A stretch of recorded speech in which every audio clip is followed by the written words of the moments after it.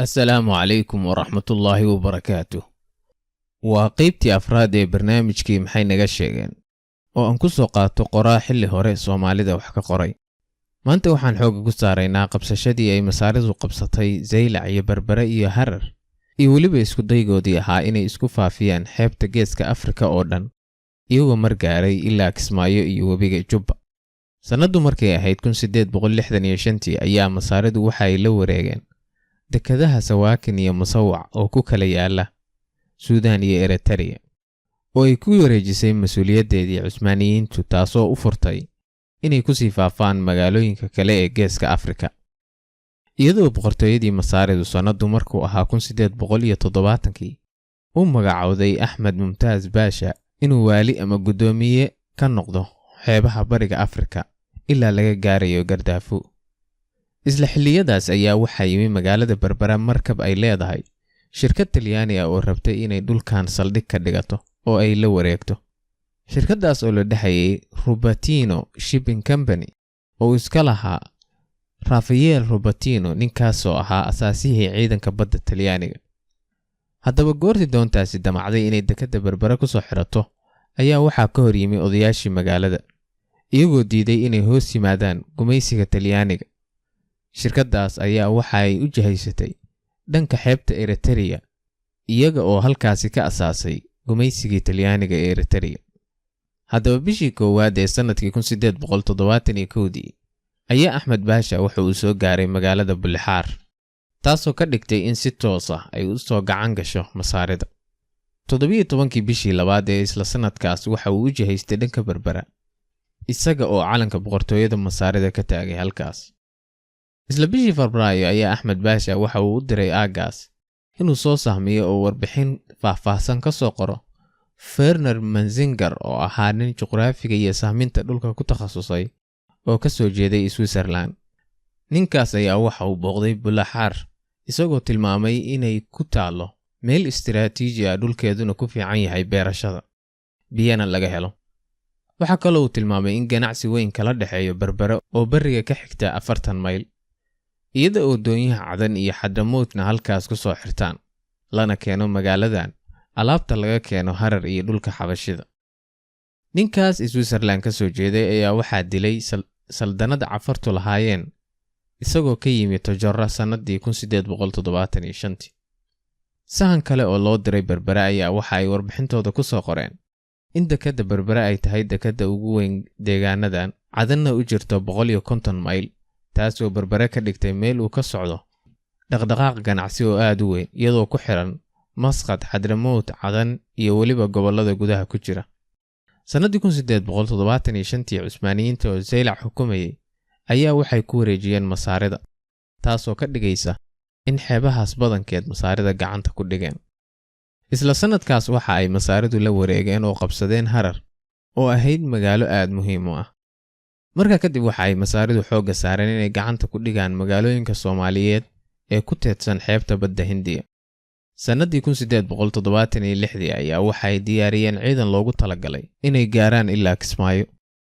nin Maraykan ahaa oo la dhihi jiray Charles Long oo ciidankaas sii raacay ayaa ka qoray meelihii ay sii mareen iyo waxa ay ku arkeen. sidaan ayuu hadalkiisii u dhigay. 25kii Sebteembar ayaanu ka ambabaxnay magaalada Berbera annagoo u sii jeednay gacanka Gardaafo waxaanu gaarnay halkaas bishii Oktoobar oo 4 ah.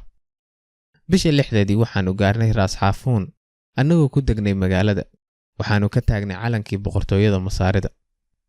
kadib waanu sii socnaa annagoo bisha 10aad 15keedii tagnay magaalada Baraawe oo qalcado aad u weyn lahayd.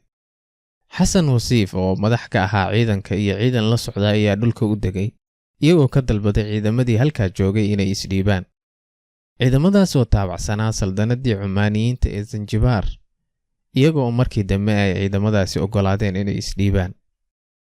24 saac kadib waxaanu soo gaarnay afka webiga Jubba oo ah meeshii aanu u soconay inkastoo naloo sheegay in xilligan aan la geli karin webiga. markaa waxaanu soo gaarnay oo u jihaysanay dhinaca Kismaayo oo 15 mayl koonfurta ka xigta khadka istiwaha ama equatorka. bishii goorta ahayd 16kii ayaan magaalada galnay annagoo ka taagnay calanka boqortooyada Masar.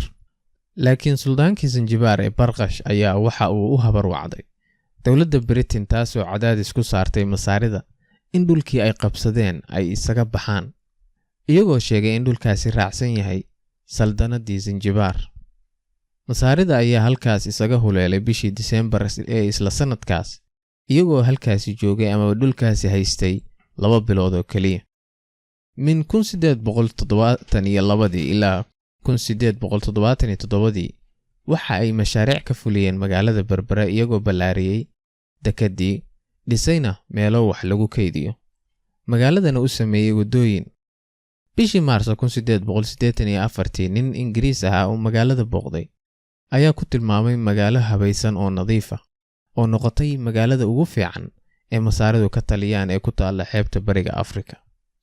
boqortooyada masaarida ayaa waaga waxay sii galisay xilli mugdi ah oo dowladihii Yurub ayaa si dadban ugu talinayay kadib markii ay deymo fara badan ka qaadatay dowladahaas, khaasatan Ingiriiska oo isagu ku khasbay inay ka soo baxaan dhulkii ay gaareen oo qabsadeen oo ilaa Kismaayo ahaa, haddii kalena uu dagaal ku soo qaadayo. waana tan keentay in masaaridu iyagoo dhowr bilood haysan ay dhulkaas isaga baxaan, iyagoo markii dambe xoogga saaray Berbera iyo Harar, iyadoo lagu qiyaasay masaaridii Harar joogtay inay 10,000 kor u dhaafayeen. haddana amar dambe ayaa ka dabayay masaaridii oo ah inay isaga baxaan oo kabahooda ka gurtaan magaalada Harar, haddii kale Ingiriisku dagaal ku qaadayo, taasoo keentay inay ka baxaan magaaladaas 1884. waxaana taa kasii horreysay 1879 ay kula taliyeen quwadihii Yurubiyaanku suldaankii Cusmaaniyiinta inuu casilo khadiiwihii Masar ee Ismaaciil, maadaama uu bilaabay inuu isbaahiyo oo dhulal cusub gacanta ku dhigo.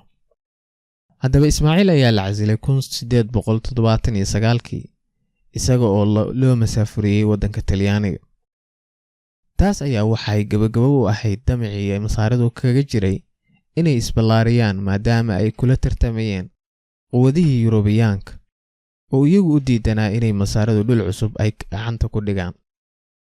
Britain ayaa iyadu bilowday gumaysigii dhulkaas oo ay u bixisay British Somaliland, halka Talyaanigu isaguna dhul banaadir ka tirsan ka gatay suldaankii Zanzibar isagoo markaas bilaabay gumaysigiisii gobolkaas.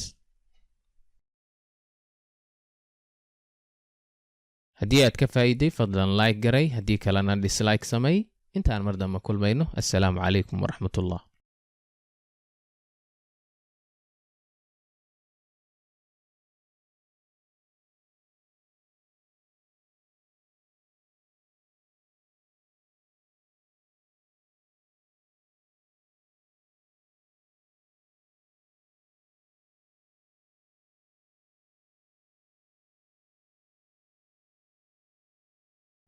markii aan muddo ku safraynay badda, waxaan soo gaarnay magaalada Muqdisho oo ah magaalo aad u weyn, dadkeeduna ay leeyihiin geel fara badan oo ay maalin walba 100 ka mid qalaan. waxa ay kaloo leeyihiin ari fara badan. dadkeedu waa ganacsato waaweyn.